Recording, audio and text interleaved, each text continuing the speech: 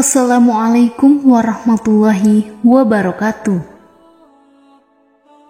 Sebagai manusia hamba Allah yang lemah, tentu kita tidak pernah luput dari kesalahan melakukan dosa kepada Allah Subhanahu wa Ta'ala.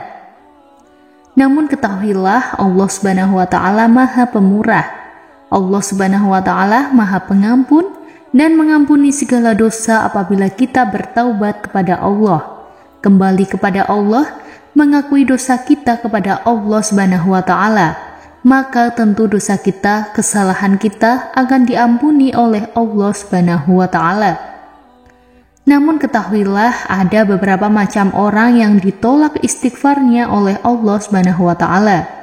Artinya walaupun ribuan kali ia membaca istighfar, namun bacaan istighfarnya tidaklah bermanfaat.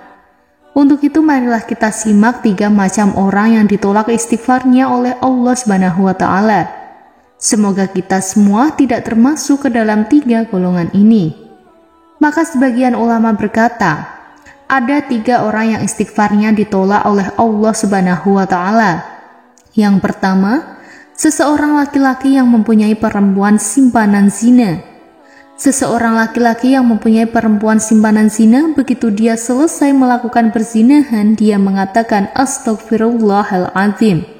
Astaghfirullahaladzim, aku minta ampun kepada Allah. Aku minta ampun kepada Allah. Kata Allah, berpalinglah engkau dari perempuan itu. Jangan pelihara lagi, maka akan kuampuni dosamu.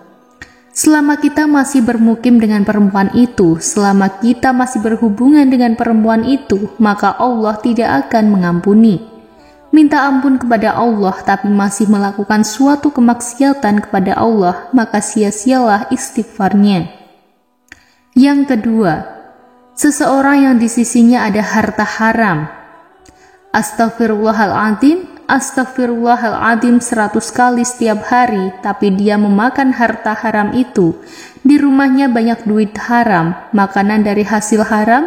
Kata Allah, kembalikan harta haram itu dan jauhilah harta haram itu, maka aku ampuni dosamu, dan bila mana kamu tidak mengembalikan, maka tidak kuampuni dosamu.